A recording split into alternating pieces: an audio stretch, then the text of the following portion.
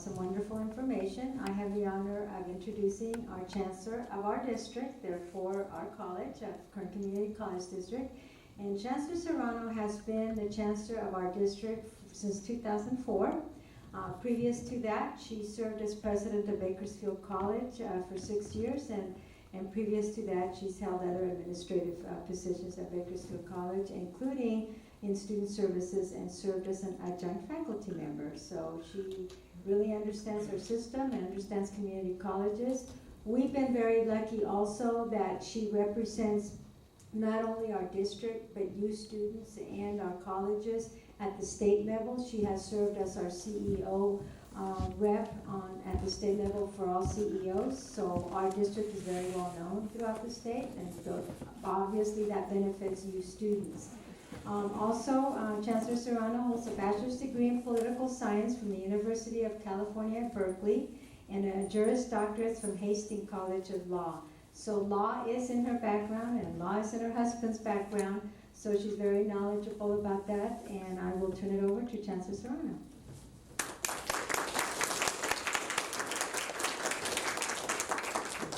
Had to look at the clock. It is still morning, isn't it? So good morning. How are you today?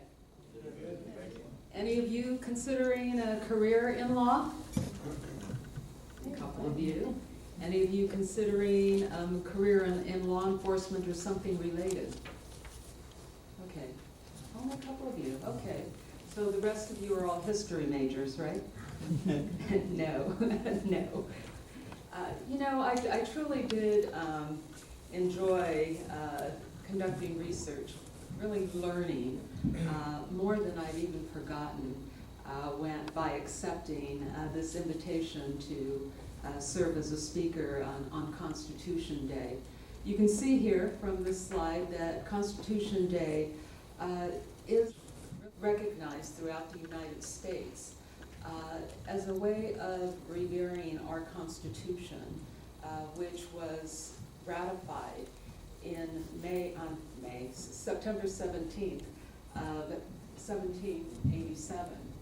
You can see that that was 227 years ago, and that alone should tell you something about the importance of our document, our U.S. Constitution.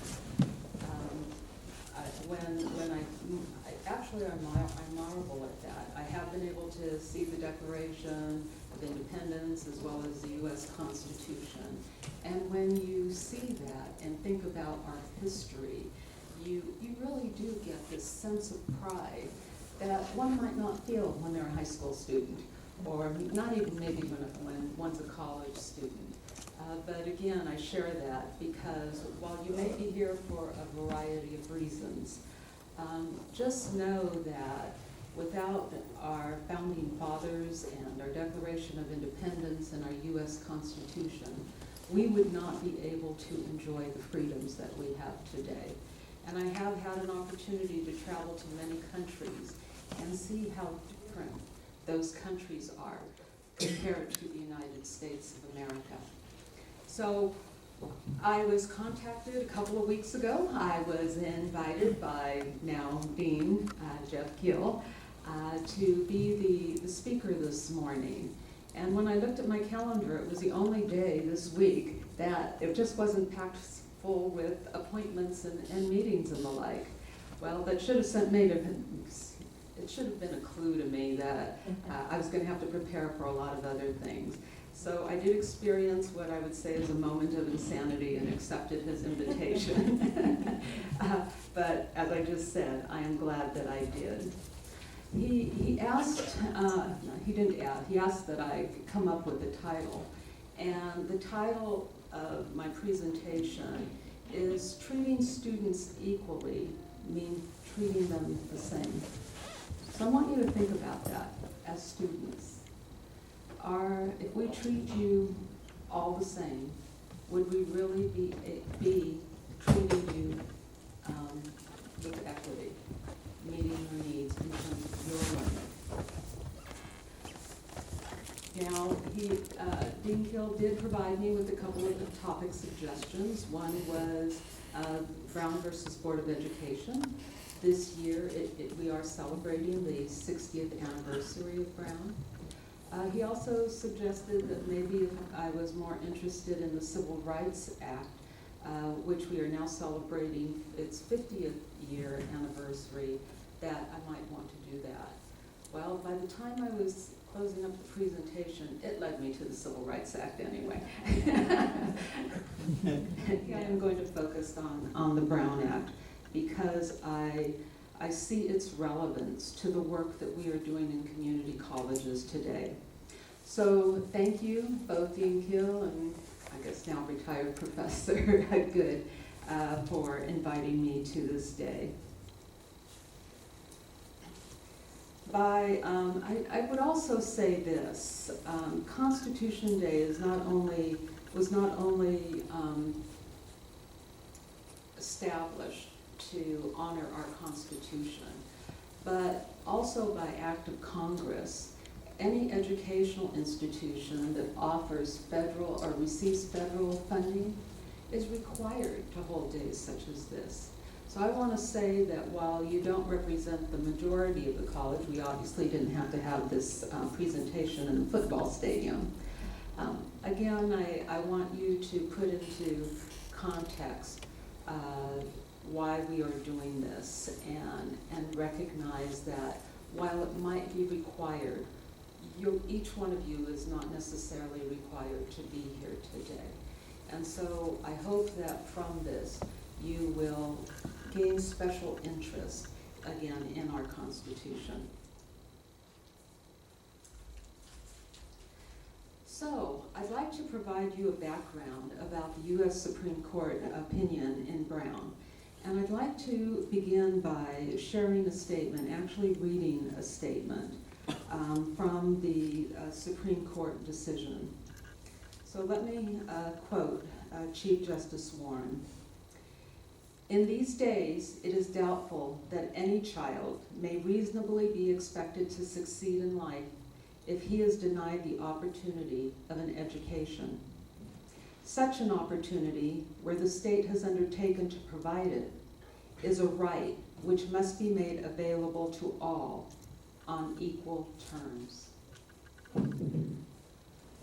There was a time in our history when an equal opportunity to education did not exist, and that is what Brown is about. So if you can think about your own educational background, the educational background and opportunities that your family has had, it has not always been open access public education for all, and certainly not an equal opportunity to education because how schools were established, how the resources that were dedicated to our schools. And as I started to think more about what was occurring at the national level and what had occurred in the state of California, and the experiences that I had heard my own family talk about and compare that to my experiences, I read that as an opening because it really is the foundation of our nation and our educational system, which is a free public education to all. This year, again, is the 60th anniversary of the landmark case of Brown versus Board of Education. And in that U.S. Supreme Court decision, it was the beginning of dismantling segregation. Segregation in schools is really what the focus was at that time. What does it mean to segregate? We often think of separation. And 60 years ago, prior to the Brown decision, our schools, particularly in the South, were segregated, where they had schools for black children and schools for white children. And so that was the question, was having separate schools, did that provide an equal opportunity to education? Now I'm going to get back to this, but I want to share it now because I want you to be thinking as we're going through Brown. In 1991, that's recent history, 23 years after Brown, the California legislature charged all segments of public education to provide educational equity through environments, and I'm quoting, through environments in which each person has a reasonable chance to fully develop to her potential. I don't know if I changed him to her, because I do find that a lot of the legislation and court rulings that we're referring to equal opportunity still refer to him, which I understand in the English language is appropriate, but I'm still sensitive to that. So based on the legislature charging all segments of public education to provide educational equity through environments in which each person has a reasonable chance to fully develop to his or her potential, the questions that I'd like you to be thinking about is, in light of the current condition of public education, has the promise of Brown been fulfilled? Think about your own experience. So if based on your own experience, does the current condition of education fulfill the promise of the Brown versus Board of Education decision? Is an education available to all on equal terms? Again, think about your own experience. Is an education available to all on equal terms? And then finally, how will California community colleges address and monitor equity issues at a minimum for students who may be disproportionately impacted by college practices, college programs, or college services? You may or may not know that at the present time, each one of 112 California community colleges are preparing diversity plans. And the diversity plans are designed to identify strategies that promote student success and address the student success of students that have been disproportionately impacted by the education that they have received. So again, think about your experience, what the colleges are currently doing throughout, the community colleges are doing throughout the state of California, and think of how Porterville College might meet the needs of students who have been disproportionately impacted.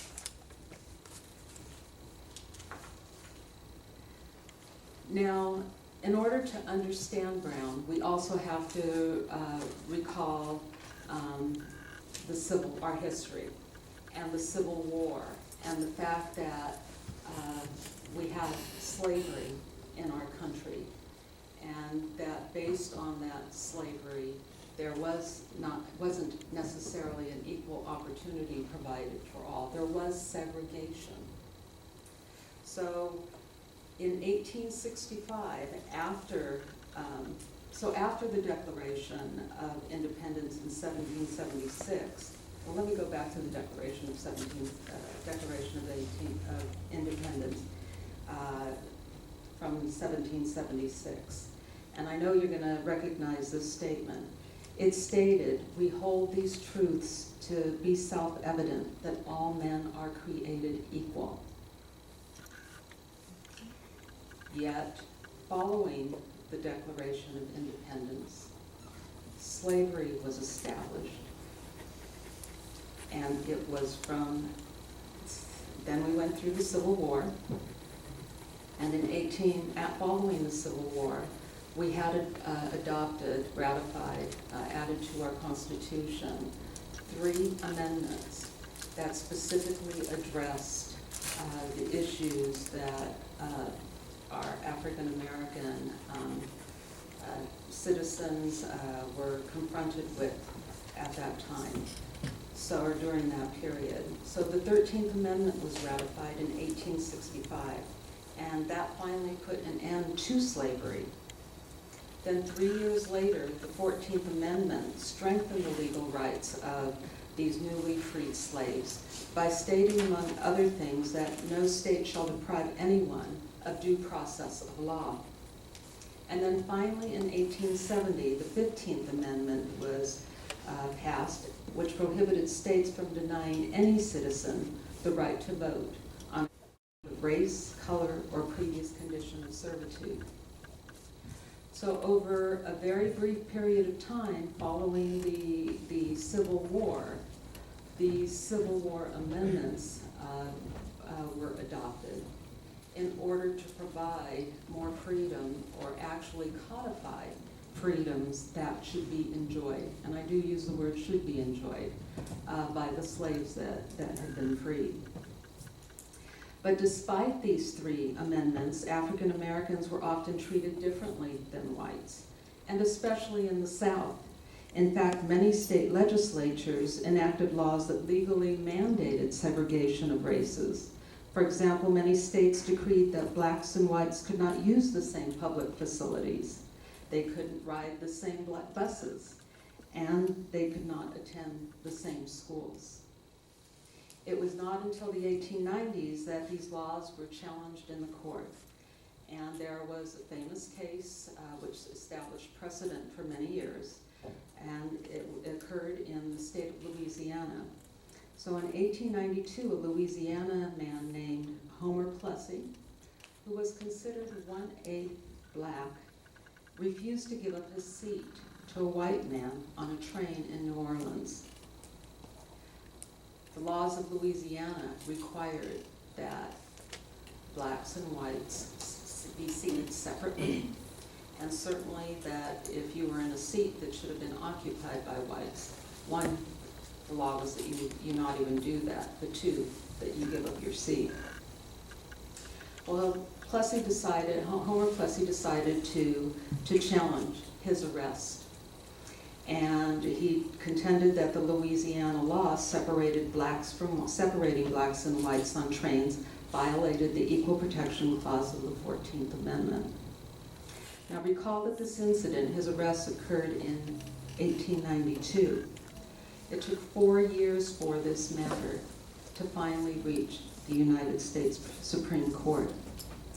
And by a vote of 8-1, the Supreme Court ruled against Homer Plessy, concluding that as long as they were equal, all those separate facilities, it did not violate the 14th Amendment. So that court's ruling ended up serving as precedent, and it became known as the separate but equal doctrine, and segregated facilities, as well as schools, became sanctioned by law. As a result of the Plessy decision, the Supreme Court continued to uphold the legality of Jim Crow laws and other forms of racial discrimination well into the 17th century. 17th century, that's the 1900s. That's not so long ago. Maybe for some of you in our colleges, you weren't born until the 2000s, but no, that wouldn't be true. You would be born at the end of the 20th century. But that wasn't really that long ago. However, segregation wasn't limited to African Americans. Discrimination also took place against the Chinese, and there is a case in Gong Lum versus Rice, which occurred in 1927. The court there upheld a school's decision to bar a person of Chinese descent from white schools. So I don't want you to think that segregation really was limited to the South and that it was limited to blacks or African Americans. Indeed, it affected people across our nation, as well as many people of different national origins, race, and ethnicity. In 1946, 8 years before the landmark U.S. Supreme Court decision in Brown versus Board of Education, Mexican Americans in Orange County, California, won a class action suit to dismantle a segregated school system that existed there. That particular case is Mendez versus Westminster. Now, my mother and father and several other extended family members were born in that area of California. And in that period of time, actually, that was, my father had actually already been drafted into the Army for World War II. So they were not in the schools at that time. But I did talk with my mother about, did she experience segregated schools when she was in her elementary school, which would have been, elementary school and junior high would have been in about 1930 to about 1940. She said she personally had not. And I certainly recall that my father personally had not, because he was always very complimentary of his school principal, Mr. Slater. He talked about Mr. Slater so much, I still remember his name. And he talked about how Mr. Slater was so good to the Mexican youth of that community, always wanting to ensure that they had food, that they could be exposed to sports activities, or this was occurring in what was La Puente, California, just out of Los Angeles. And he would actually take them on an excursion with his wife as well, for picnics, just so that they could go out and be exposed to another type of life. So I have to say that neither of my parents experienced discrimination in their schools. Yet at that in that same period of time, I have an uncle also having grown up in the area of Whittier, who did. He and his sister were enrolled in a school. His sister was very fair. He was dark. They were actually placed in two separate classes. The sister, the lighter one, was placed in the classroom with whites, and he, the darker one, was placed in the classroom for Mexican kids. When his parents found that out, they went and they pulled out both children and they placed them in the same classroom so that they could be together. So I share this from, not that it happened to my family, but it certainly occurred to the extended family. That particular uncle married one of my mother's sisters. And it did occur right here in California prior during the same period of Brown versus Board of Education. So what had occurred is that ever since the Mexican-American War ended in 1848, Mexican Americans who lived in the territory gained by the United States struggled for equality. As early as 1855, laws in California made state funding for education available only for white students. Educational codes specifically denied African American, Asian American, and Native American students the right to equal education. And although these laws didn't address Mexican Americans per se, by custom, they were made to attend segregated classes in predominantly white schools, or more commonly, separate schools altogether. So in the early 1900s, California's booming citrus industry attracted many Mexican immigrants. And by 1920, the Mexican American population in Southern California and right here in Central California had tripled. Communities responded. Community responded by discriminating against Mexican Americans in employment and in access to educational opportunities. The conditions in Mexican American schools tended to be inferior to those of white schools, just as had occurred in the schools in the South that were segregated for blacks and for whites. For example, the Mexican American teachers and principals uniformly were paid less than their white counterparts for doing the same job. Less money went towards building Mexican American schools than building schools for the white children, and classes in Mexican American schools tended to be overcrowded, and the curriculum disproportionately focused on vocational skills. That caught my attention. And it caught my attention for a couple of reasons. One, Mexican Americans were trapped, and they were not trapped into what was college preparation. and maybe not even completion of high school. That I can say is that neither of my parents completed high school. Father went through his sophomore year, mother went through her junior year, but neither of them completed their high school. And so that focus on vocational education, where students were tracked so that they could gain a skill so that they could go to work, not so that they could go to college. In spite of the fact that, as today, even then, those that had a college education tended to earn more annual income. And by earning more annual income, you have a higher socioeconomic level. And based on that level, you have access to opportunities that don't exist for those from lower socioeconomic means. Another reason that got my attention is because several years ago, I did serve on a high school board as a member of the Board of Trustees. And there was great concern about not wanting to promote vocational education. Well, I had never even tied it to Brown versus Education or Mendes versus Westminster.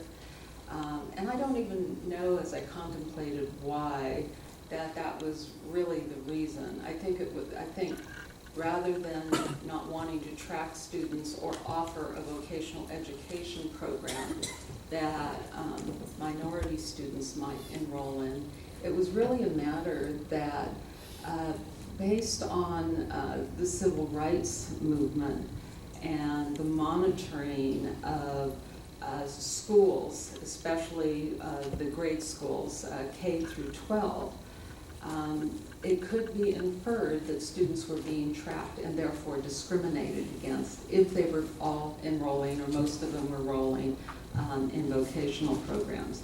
So again, I think now that I'm older, maybe I am getting wiser and starting to connect the dots that while I was learning about this, whether it be in high school or in college or even in law school, that it didn't make me think about why the education I was receiving was the education that I received.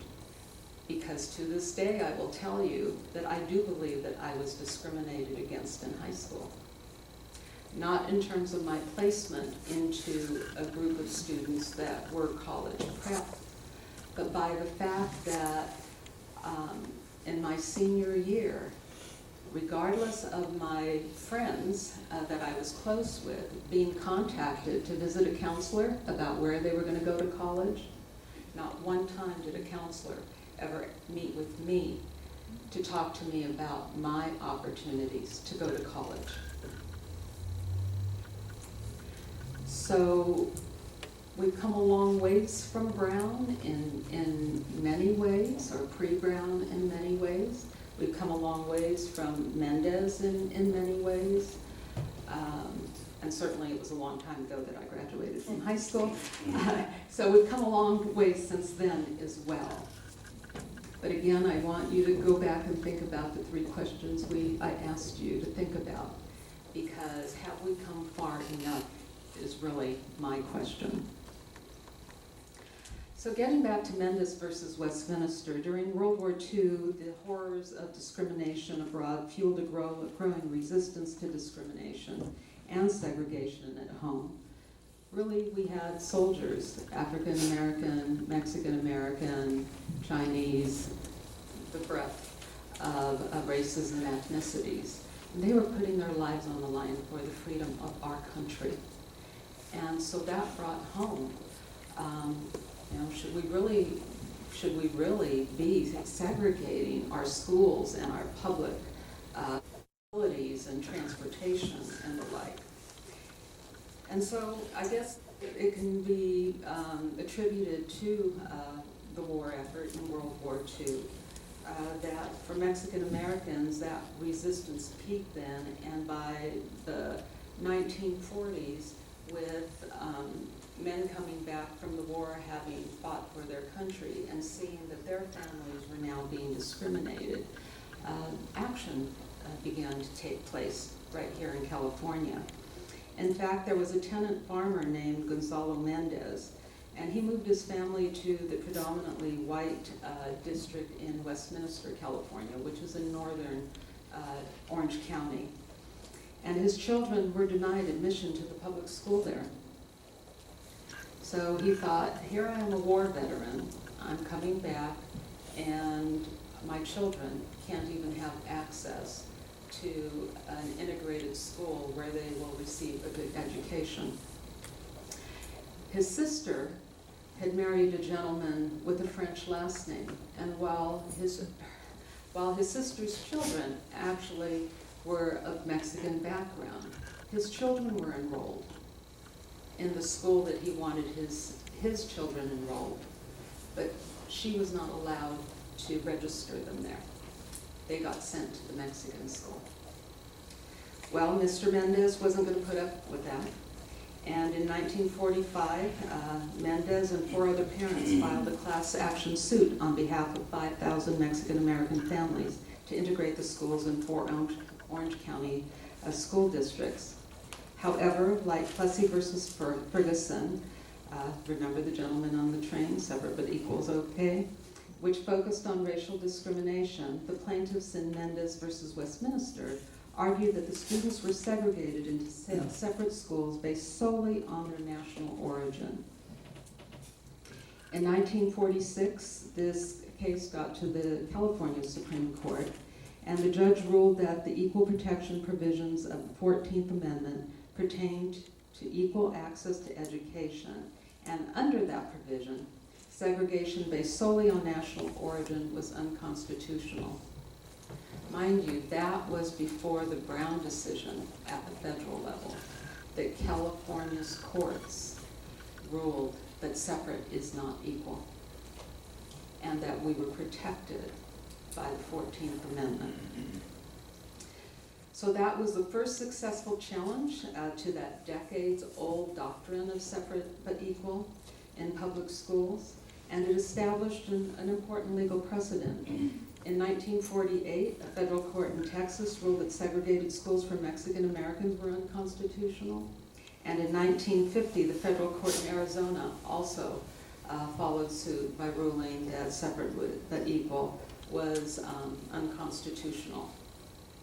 After ruling in Mendez versus Westminster in 1947, then Governor Brown, Earl Warren, lobbied the California state legislature to enact legislation repealing the state's educational codes that allowed for segregation in schools.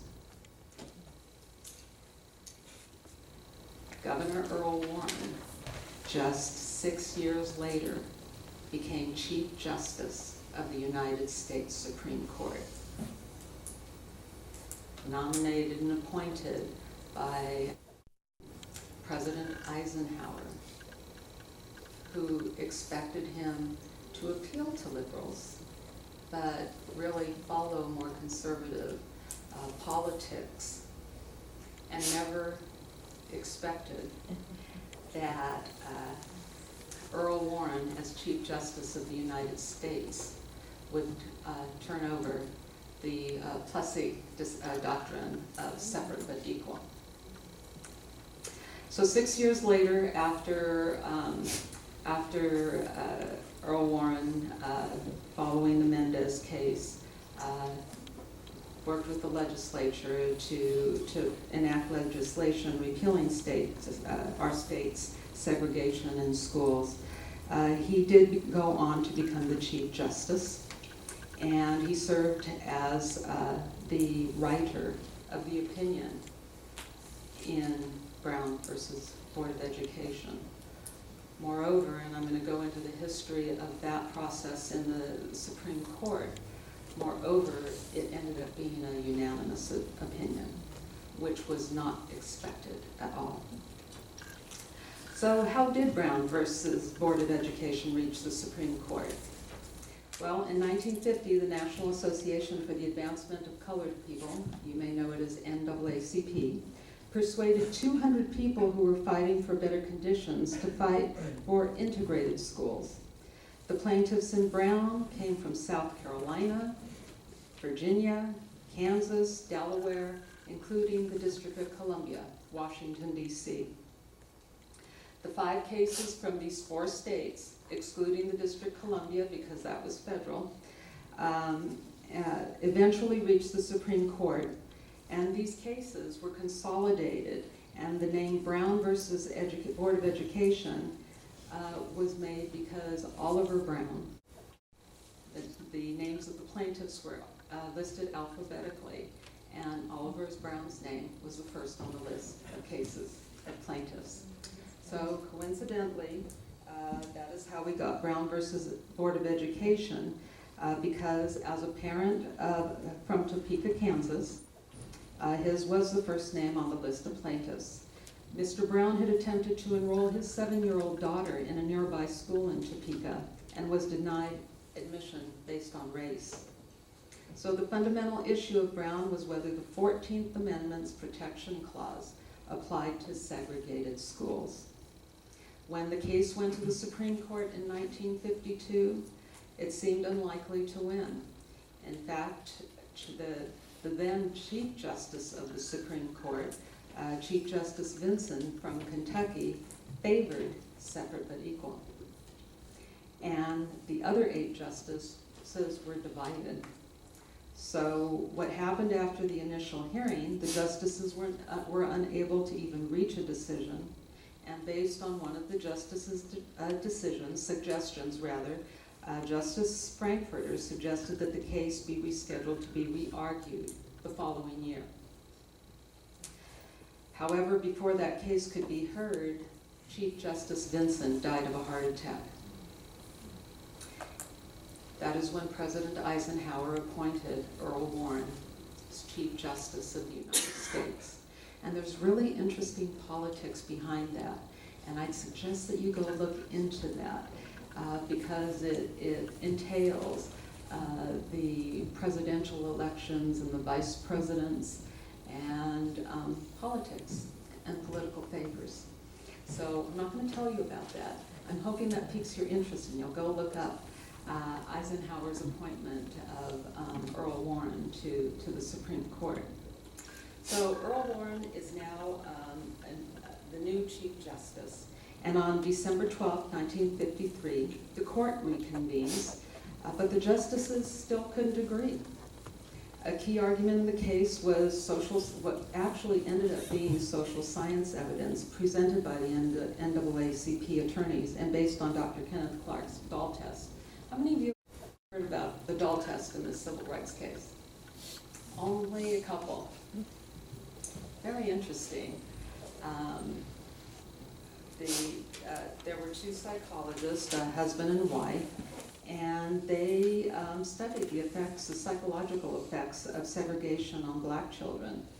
And in 1950, Kenneth Clark wrote a paper for the White House Mid-Century Conference on Children and Youth, summarizing this research and related work that attracted the attention of the NAACP Legal Defense Club. It was believed that Clark's findings could effectively be used in court to show that segregation damaged the personality development of black children. The NAACP Legal Defense Fund engaged Clark, and Clark provided expert testimony in several cases at the state level, not at the Supreme Court level, but then the state level, related to the effects of segregation on personality development of children. What they did was they brought black children in to play with 4 dolls, and the dolls were identically dressed. The only difference was the color of their skin. And what they discovered more times than not is that black children chose the white dolls to play with. They also had some other testing, but that was the doll test. And the conclusions reached as to why that affected black children in terms of how they identified with themselves and black and white dolls, for example. Another part of their testing also included them being given pictures of children, and crayons and being asked to color the pictures so that these pictures look more like themselves. And what they found more often than not is that these children would either pick a yellow colored crayon or a nude colored crayon to color the pictures of children that they thought would look more like themselves. So this was important testimony, a study that was actually supported by 35 leading sociologists at the time.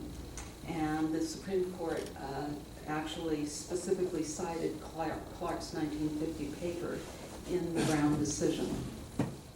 Now at this point I'm going to play you a clip, and it's a video stream, and it represents the closing argument by Thurgood Marshall, who was an attorney with the NAACP and later went on to become the first African-American black justice of the Supreme Court.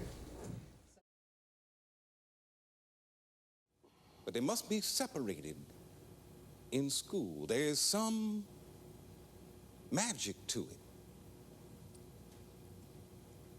Now, this court has said that black and white are entitled to vote together, to live in the same housing developments. You have said, let them attend the same universities, law schools, nursing schools. But if they attend the same elementary and high schools, the world will fall apart.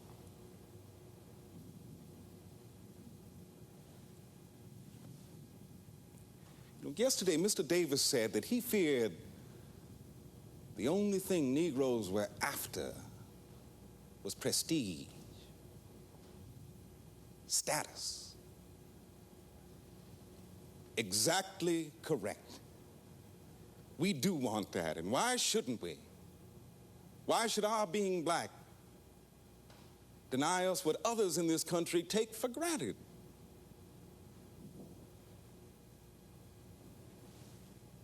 Your Honors, this country fought a tragic, bloody civil war over the question of our status, and not one, but 3 amendments to the Constitution were passed in the wake of that war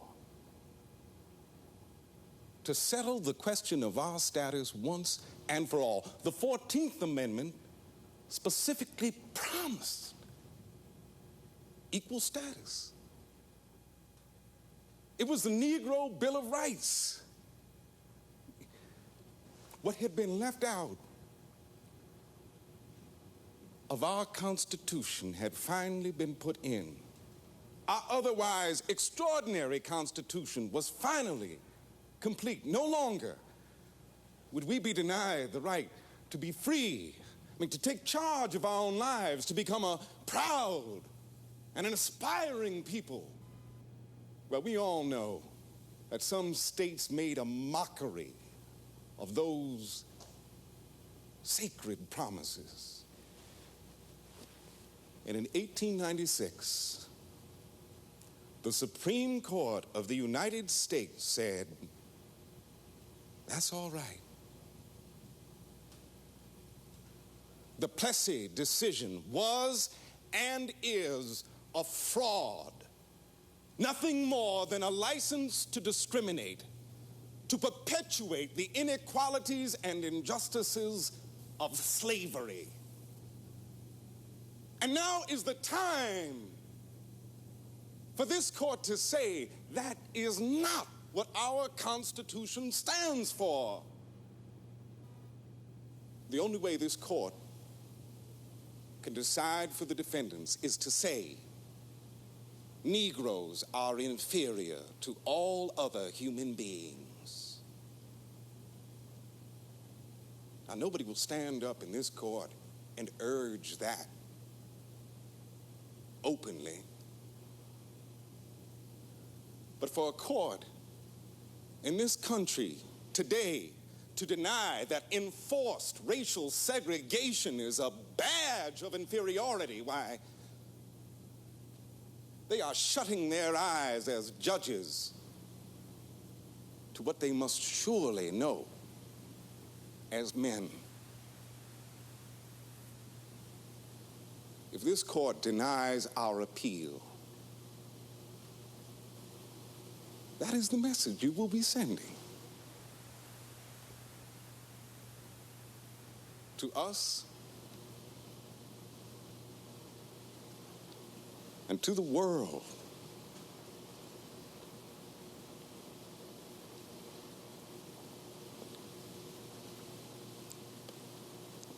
Thank you. So that was the second hearing, and what had previously been a very divided court had been unified, and that unification was attributed to Earl Warren. He came and knew, had the court, the other justices had already heard the matter. They were divided. Some of them believed separate but equal. It is said in Earl Warren's memoirs that based on what happened in California, he knew the importance of needing to gain a unanimous opinion. And so when he went to the U.S. Supreme Court, he actually made certain to get to know each individual justice, to defer to one justice to have them show the ropes of how the Supreme Court worked. And actually, in visiting each one individually and working with them collectively over time, and being very moderate in the selection of words that were being chosen for the opinion that was made, that he finally was able to receive a unanimous opinion and agreement that there would not be other majority opinions written, and that he would be the one that delivered the opinion in Brown versus Board of Education. In the end, on May 17, 1954, Chief Justice Earl Warren delivered a unanimous opinion of the court that segregated schools violated the 14th Amendment and denied black students equal protection of the law. In that opinion, Chief Justice Warren wrote, there is a clip, it wasn't as powerful as that one, but listen to these words. To separate children in grade school and high schools from others of similar age and qualifications solely because of their race generates a feeling of inferiority as to their status in the community that may affect their hearts and minds in a way unlikely ever to be undone. We conclude in the field of education, the doctrine of separate but equal has no place. Separate educational facilities are inherently unequal. Now, as I shared with you, Earl Warren knew, the Chief Justice knew that this had to be a unanimous opinion. He also recognized that it was the states that had control of the schools. And so, expecting opposition to its ruling, the court did not specify how the ruling was to be implemented. Rather, the court asked the attorney generals of all the states with laws permitting segregation in their schools to submit plans on how to proceed with desegregation. And so arguments were going to be heard during the next term, so now 3 years later, to determine just how the ruling would be imposed. The authority to enforce the decision fell to the states and to the local authorities. In 1955, in what became known as Brown 2, the Supreme Court ruled that schools must act with all deliberate speed to desegregate schools, although the ruling did not specify a time frame. Many southern states refused to comply with the ruling, creating tension between the federal government and the state governments, and the civil rights advocates then wanted immediate integration, and the segregationists, of course, were determined to prevent it. So it wasn't until 2 years even after Brown 2 in determining how the implementation of process would be implemented, that an all-white school board in Little Rock, Arkansas became the first in the South to comply with the Supreme Court's ruling. And however, the school board's plan for desegregation was to desegregate gradually over 6 years. The Arkansas governor ordered a National Guard to restore order and to prevent 9 black students from attending the white high school. So when the governor refused to guarantee the safety of these black children, President Eisenhower, who was reluctant to even get involved in any part of the decision of Brown versus Board of Education, finally enforced Brown by sending federal troops to maintain order in Little Rock and escort the students to school. The National Guard ended up staying to protect the 9 black children until the end of the school year. So 7 years after Mendez, when Earl Warren was appointed, the president wanted what he felt was an experienced jurist. Here we had the situation that Eisenhower really didn't want to be engaged in. Yet, in a letter that Eisenhower wrote to a friend after he left the presidency, he indicated that his main interest was not in the desegregation question. His main interest was that if the day comes when we can obey orders of the court only when we personally agree with them, then that would be the end of our American system. He believed in the courts and the order that the courts bring to our country because we are a nation of laws that all started with the Declaration of Independence and the U.S. Constitution. So a decade after Brown, despite some of the progress, the majority of black students in the South were still attending black schools. And in fact, much of the integration that started to occur in the 1960s actually happened not so much in response to Brown, as believed, but in response to the Civil Rights Act of 1964. And the Civil Rights Act was established provisions that forbade discrimination on the basis of sex as well as race in hiring, promotion, and firing. And even today, as an institution of higher ed, we are required to place in your catalogs, your student catalogs, schedules on websites, the protections against discrimination that our federal government has legislated as well as created as a result of legal authority. So how does that connect to where we are today, and how does that relate to what we're doing in our community colleges? I asked you to think about several questions, and I see that we need to conclude. And I would say to this, is an education available to all on equal terms? I'd like to know what you think. How many think that education is now available to all in our state and in our country on an equal basis? Just raise your hand if you agree. No wrong answer here. Okay. I'd say that's about a quarter of you. And I share that because there are those of you that think otherwise, maybe from your experience or the experience of someone you know. What exists today? Is it legal? Is it illegal? There are legal terms related to whether segregation is happening because it's a practice but not a law, or whether it's a law that creates it. But think of some of the neighborhoods you drive through or you may live in. And then think of the schools that serve those particular neighborhoods and communities.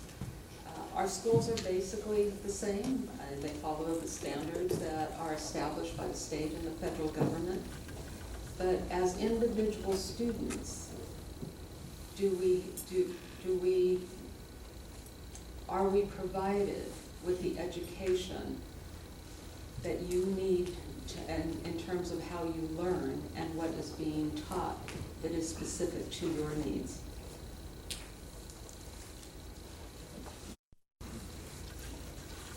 Again, I have to say that I received good education. I received a good education, but there are those that in my career in higher education for the last 35 years, where I've experienced that students are sometimes treated differently. Treated differently because they haven't had the same experiences at home to learn how to read, build their vocabulary. When they get to school, they're expected to read. Teachers might have different expectations because they think some students are slow learners and they're trying to keep up with faster learners. So again, I ask, what does it mean to be treated equally in order to enjoy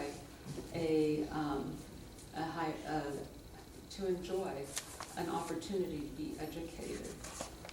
Does being treated equally mean treating each one of you the same? How many of you believe that being treated equally means treating each one of you the same? Raise your hand if you believe that.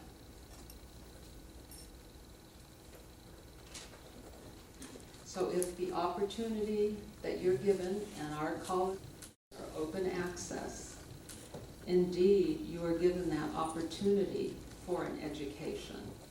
But if you are one of 85% of the students that enrolls in our colleges that require remediation in English and math,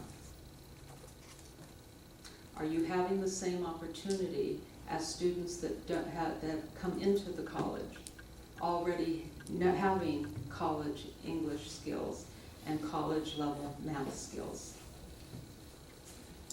And what we're finding in our diversity planning is that when you look at student success, students of color, African American, Hispanic,